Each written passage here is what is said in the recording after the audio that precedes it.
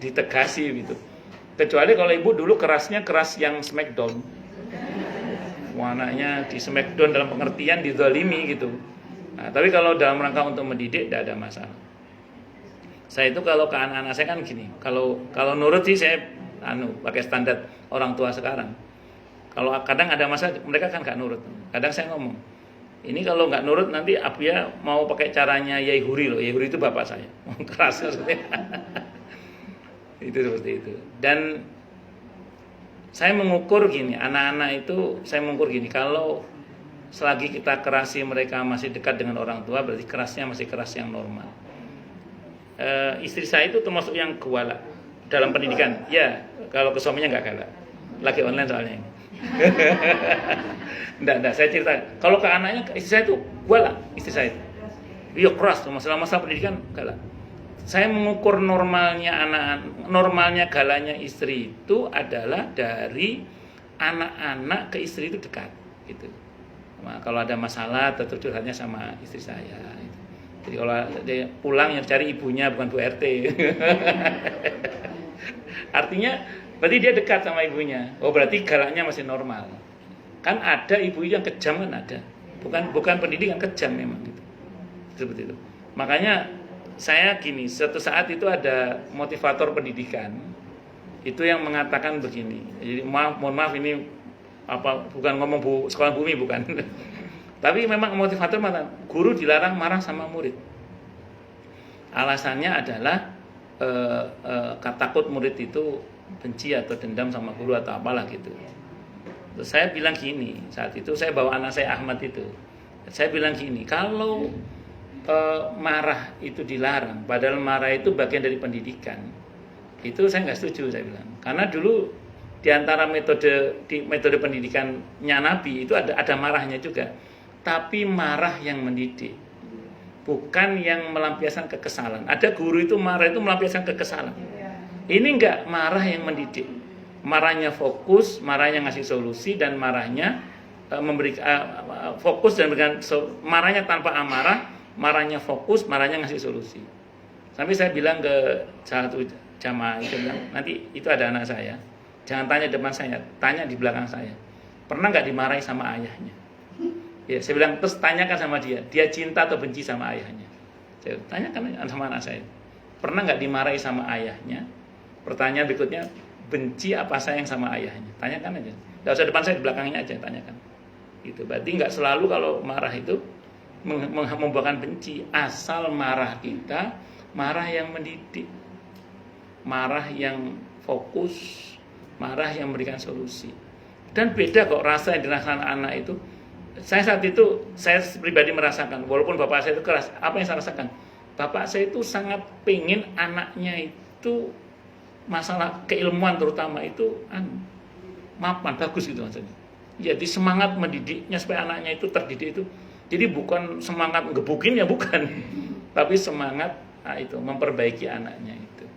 Karena sang tidak maunya anaknya itu buruk dalam pendidikan dan seterusnya misalnya. Itu seperti itu. Wallahu alam. Itu yang saya rasakan. Wallahu alam. Ngoten nggih, Bu.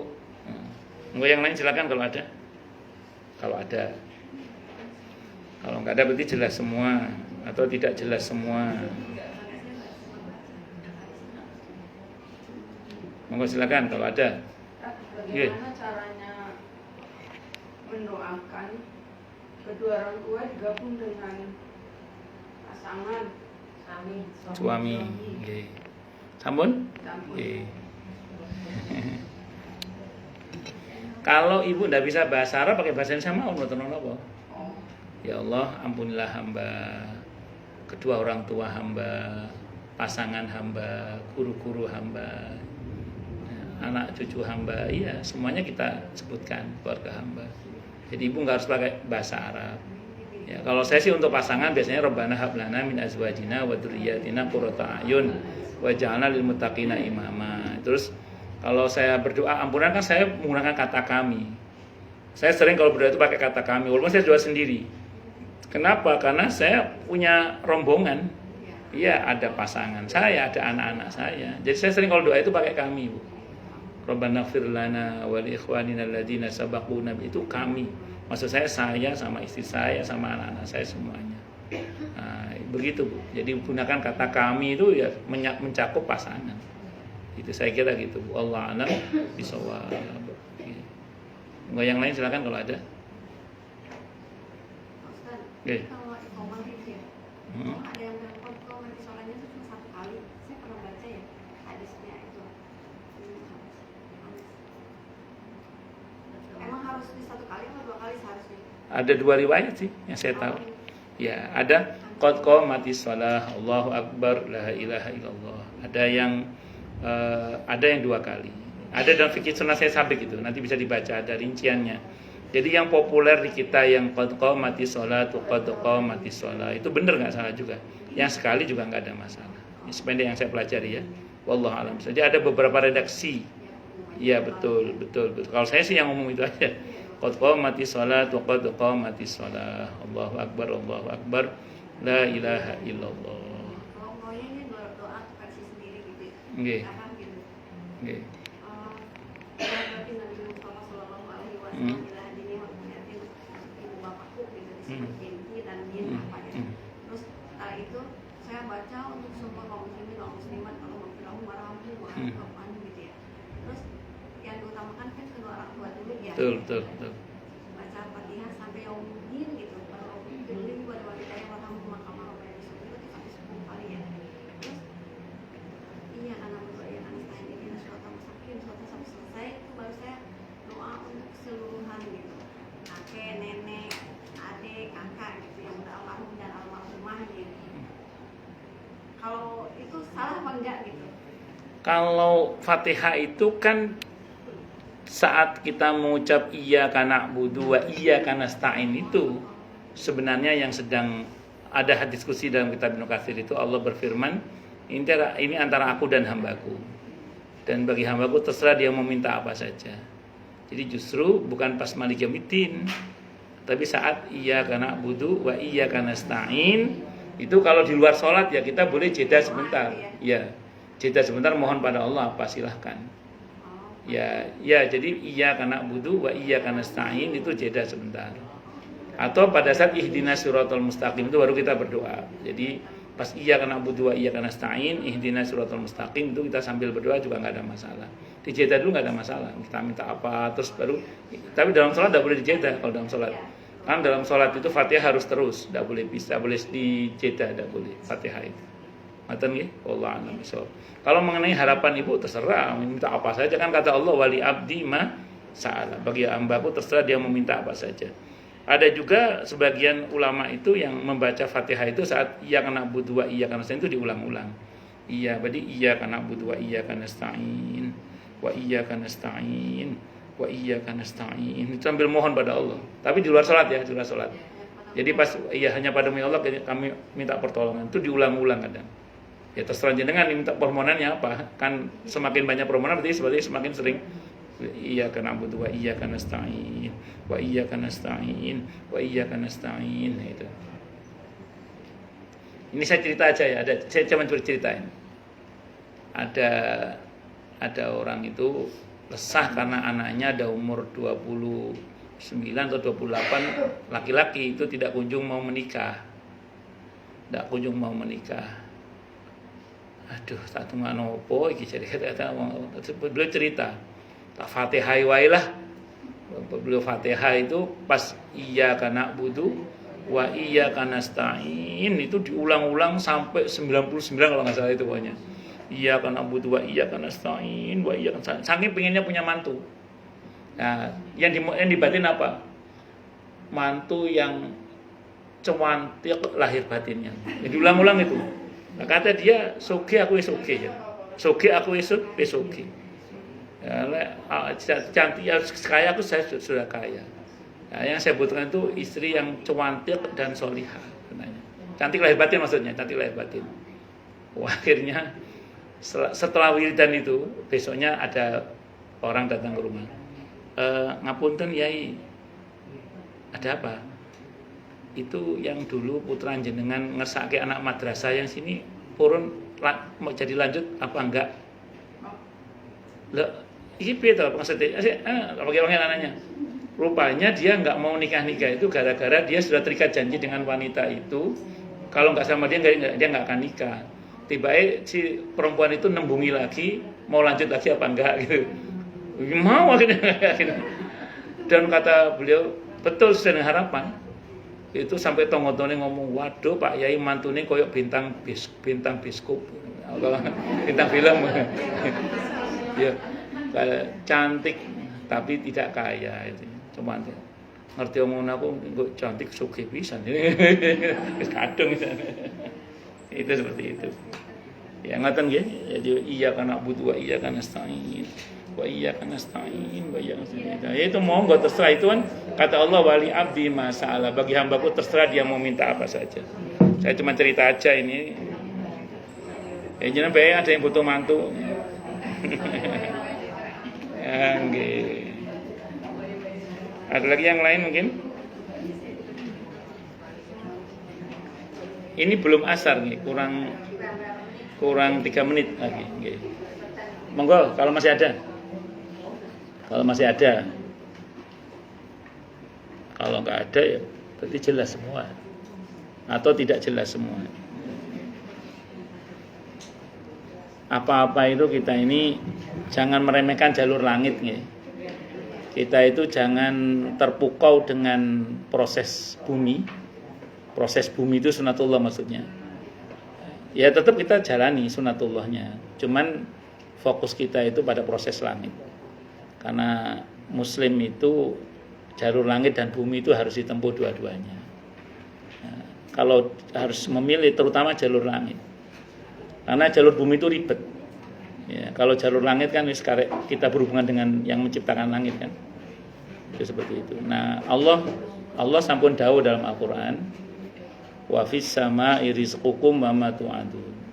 Di langitlah rizki kalian dan apa-apa yang Allah janjikan untuk kalian. Jadi kalau jalur langitnya beres, insya Allah jalur bumi beres. Kalau jalur langit nggak beres, jalur bumi insya Allah lebih nggak beres lagi. Makanya baik-baik jalur langitnya, walaupun rasanya mustahil. Kalau ada perasaan mustahil, segera ngomong gini, ini kan mustahil bagi saya. Bagi Allah nggak ada yang mustahil. Ya, Bismillah terus mohon sama Allah. Ada yang baik sangka terus sama Allah, ngoten mawon. Itu. Napa terus? Iya, alhamdulillah. Dan lain-lain Nggih. Nggih. Alhamdulillah masya Allah. hitungan tuh nggak nyampe. Nggih. Anak saya hari ini itu alhamdulillah masya Allah. Itu kan kalau menurut persyaratannya dia nggak masuk harusnya di